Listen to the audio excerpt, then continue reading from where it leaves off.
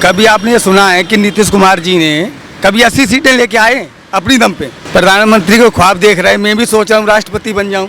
आज तक लालू जी ने कितना एक विकास किया ये दुनिया जानती है। उनके दो लाल कितना विकास करेंगे ये पब्लिक को सामने आ ही जाएगा। बिहार को पहले से ही बहुत मुश्किल से उठाया जा रहा था और अब लगता है कि बिहार की राजनीति दोबारा से बिल्कुल ऐसे कुएं में चली जाएगी जिसको दोबारा उठाना कई सालों का एक मुद्दा बन जाएगा। बचपन से देखते हुए आ रहे हैं, हमेशा दल कभी इधर कभी उधर, कभी कैसे, लेकिन हालात जो नजर आ रहे हैं अब मुझे नहीं लगता कि बिहार को संभालना आसान होगा। नमस्कार दोस्तों, हम बात करते हैं बिहार के। जिस बिहार में जो है नीतीश कुमार ने जो है भारतीय जनता पार्टी के साथ जिस तरह से सरकार बनाई थी और अपने आप मुख्यमंत्री बने थे और गठबंधन ठीक ठाक से चल रहा था, लेकिन अचानक ही जो है बवाल खड़ा हुआ। देखा गया कि जैसे ही जो है राष्ट्रपति और उपराष्ट्रपति का चुनाव हुआ उसी समय जो है ये नीतीश कुमार का जो है समीकरण बदल गया। उनके मन में पता नहीं क्या बात आई और उन्होंने जो है भारतीय जनता पार्टी के साथ अपना गठबंधन तोड़ दिया और उस पार्टी के साथ दोबारा से फिर गठबंधन कर दिया जिस पार्टी से वो बाहर आए थे। लालू प्रसाद यादव को उन्होंने बोला था चारा घोटाला तमाम जो ये पार्टी जो है भ्रष्ट है, इसके साथ हम रह नहीं सकते हैं। एक साथ जो है एक दूसरे पर टीका टिप्पणी करने वाले थे और भारतीय जनता पार्टी को जो जनादेश मिला था, जो सरकार बनी थी और जनादेश भी जो गठबंधन भारतीय जनता पार्टी के साथ, तो जनादेश भी भारतीय जनता पार्टी के पक्ष में आया था और अचानक जो है ये सब सरकार बीच में से अधूरी छोड़ दी है और अब फिर दोबारा से जो है लालू प्रसाद के दोनों बेटों के साथ मिलकर के सरकार बना दी। हम अभी यहाँ पर हैं और ये लोग कुछ बिहार से हैं और ये जो हिंदुस्तानी है, जो देशवासी है, वो जानता है कि किस तरह से जो है इस तरह से पलटीबाज लोगों के साथ से कैसे जो है देश का विकास होगा, कैसे राज्य का विकास होगा। जिन लोग जो है बात करेंगे और इनसे हम व्यू जानते हैं कि इन लोगों का क्या कहना है। आपका स्वागत है सर हमारे चैनल पे खबर इंडिया पे। आपके क्या शुभ नाम है? अशोक मदान मेरा नाम है। मदान साहब, आप जैसे देख रहे हैं कि जो देश में ये चल रहा है और स्वार्थ की जो राजनीति चल रही है और इस तरह से जो है सरकारों को अस्थिर करने की जो परिपाटी चल रही है, इससे राज्य और देश का कितना भला हो सकता है? जैसे नीतीश कुमार का हम उदाहरण दे रहे हैं। मैं तो सिर्फ एक ही बात कहूंगा कि अभी लग रहा था कि बिहार में अब कुछ सुशासन आएगा और सुशासन के साथ साथ ये सब कुछ चलेगा, लेकिन इतने में ही पता लगा कि पार्टी ही बदल करके इन्होंने जिस पार्टी को रोज सुबह से शाम तक गालियां दिया करते थे, जो सुबह से शाम तक यही बातें होती थी कि इस पार्टी ने घोटाला किया, चारा घोटाला, ये घोटाला, वो घोटाला, कोई कई केस चल रहे थे, उसके बाद उठा करके इन्होंने उनके साथ गठबंधन कर लिया। मुझे तो नहीं लगता कि किसी भी रूप में कहीं पे भी ये जरा सा भी विकास कर पाएंगे। बिहार को पहले से ही बहुत मुश्किल से उठाया जा रहा था और अब लगता है कि बिहार की राजनीति दोबारा से बिल्कुल ऐसे कुएं में चली जाएगी जिसको दोबारा उठाना कई सालों का एक मुद्दा बन जाएगा। मैं तो मोदी जी से यही कहूँगा कि आप लोग कुछ ना कुछ इस चीज़ के बारे में सोचिए और उसका कोई ना कोई ऐसा उपाय कीजिए कि ताकि कम से कम इनका गठबंधन जो भी है मालूम नहीं, पर सेंट्रल जो है वो बिहार को गिरने ना दे।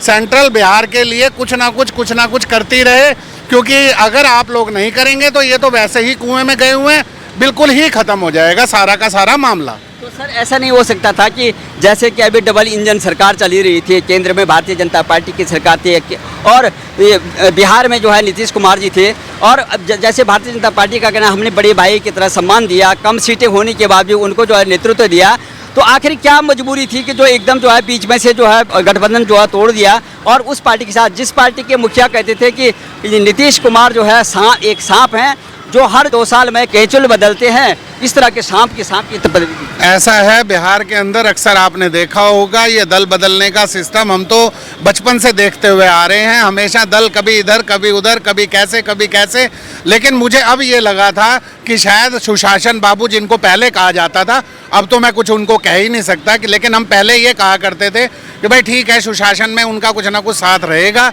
लेकिन हालात जो नज़र आ रहे हैं अब मुझे नहीं लगता कि बिहार को संभालना आसान होगा। उनका कहना, एक वक्तव्य आया उनका कि जो 2014 में जो प्रधानमंत्री बने थे 2024 में वो प्रधानमंत्री नहीं रहेंगे और जिस तरह से वो जो तमाम ये विपक्षी दलों के साथ जो है संपर्क साध रहे हैं, क्या ये उम्मीद रखते हैं या क्या ये इच्छा पाले हुए हैं कि वो देश के प्रधानमंत्री बनेंगे, क्या बन पाएंगे? सर ऐसा है, कईयों को सोचने की एक आदत होती है, उनकी सोच है, उनको सोच लेने दीजिए।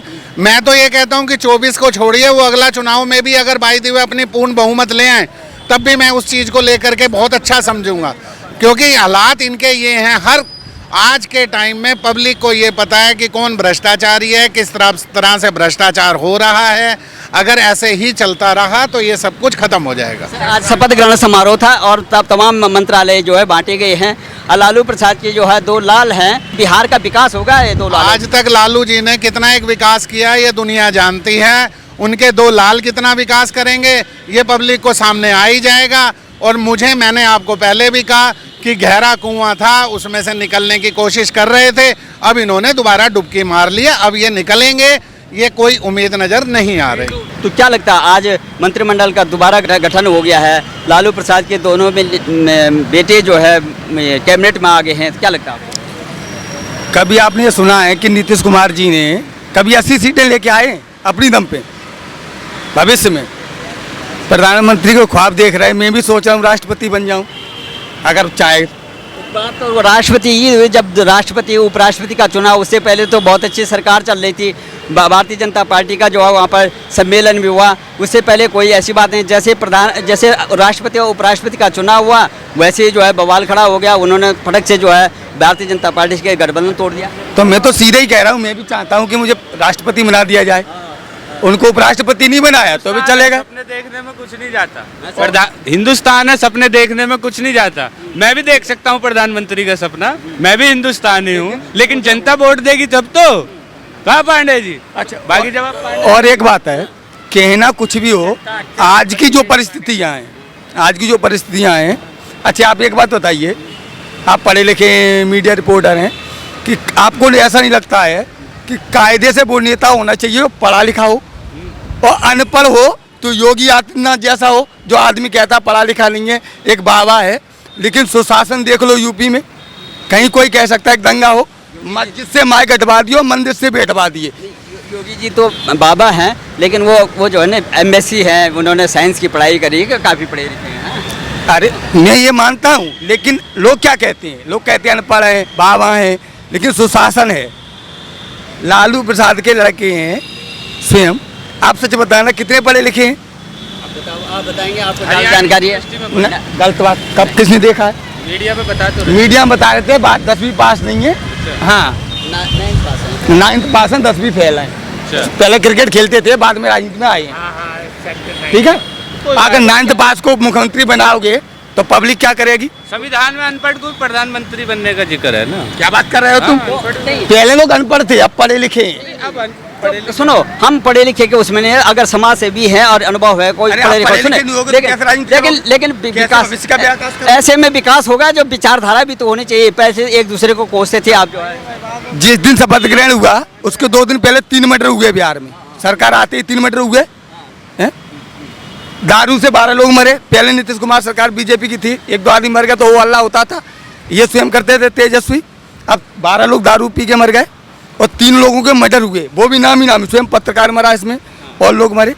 क्या इनके मुंह में दही जम गया था जो बोला? बच्ची का बलात्कार। और कोई भी विपक्ष का नेता, स्वयं राहुल गांधी, ममता बनर्जी आज क्या कर रही है? देखो बंगाल में सब लोगों से कह रही है भाई मेरे को ईडी से बचाओ, अगर ईडी वाले आए तो तुम लोग हंगामा करो। आज देखो पूरे बंगाल में प्रदर्शन है। तो ये जो जंगल राज पहले कायम था और फिर ये जो जंगल राज की पुनरावृत्ति हो रही है, तो क्या ये जंगल राज को कंट्रोल कर पाएंगे? ये मैं प्रधानमंत्री माननीय नरेंद्र मोदी जी और स्वयं अमित शाह को चिट्ठी लिखूंगा, अगर ऐसा जंगल राज चला तो स्वयं बिहार में राष्ट्रपति शासन लागू करके इनको जेल में डाल दिया जाए। आप भारतीय जनता पढ़ी लिखी है, अगर सुशासन होगा तो सही है, और उसका दुरुपयोग किया जाएगा तो फटाफट राष्ट्रपति शासन लागू करके उन्हें जेल डाल दिया जाए।